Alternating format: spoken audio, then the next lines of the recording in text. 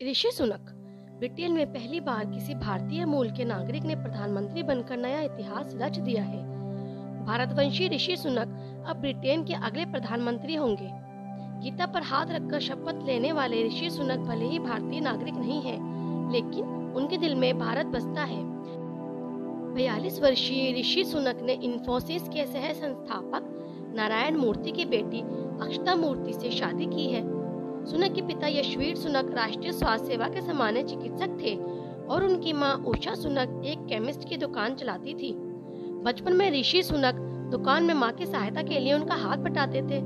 ऋषि सुनक की पढ़ाई Winchester college, Oxford university और स्टैनफोर्ड यूनिवर्सिटी में हुई है। अपने माता पिता के बारे में सुनक ने बताया था कि मैंने अपने माता पिता को पूरे समर्पण के साथ लोगों की सेवा करते हुए देखा है और उनकी छत्र छाया में ही मैं बड़ा हुआ हूँ। सुनक को फिट रहना पसंद है, इसलिए वे अपने खाली समय में क्रिकेट, फुटबॉल खेलना और उन्हें फिल्में देखना भी पसंद है।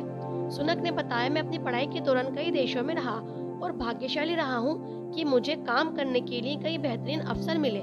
सुनक ने बताया कि मैं कैलिफोर्निया में अपनी पत्नी अक्षता से मिला, जहाँ हम घर लौटने से पहले कई सालों तक साथ रहे। हमने शादी की और हमारी 2 बेटियां हैं, कृष्णा और अनुष्का। दोनों हमें व्यस्त रखती हैं और हमारे लिए किसी वरदान से कम नहीं है।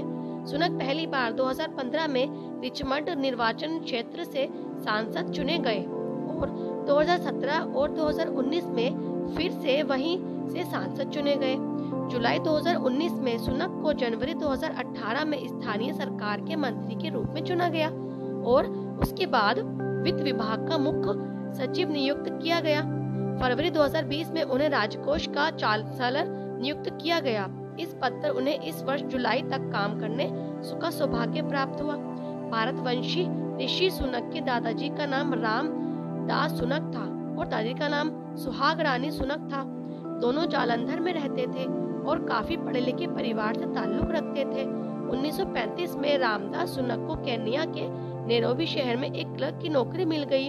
उन्होंने पानी के जहाज का एक 1 वे टिकट बुक कराया और अगले ही केन्या चले गए। साल 1937 में दादी भी केन्या पहुंच गई। इन दोनों के 6 बच्चे हुए, जिसमें 3 बेटे और 3 बेटियां थीं। इन्हीं में से एक थे यशवीर सुनक, जो ऋषि सुनक के पिता हैं। यशवीर सुनक का जन्म 1949 में नैरोबी में हुआ था। कुछ साल बाद रामदास सुहाग रानी के साथ पूरा परिवार ब्रिटेन में बस गया।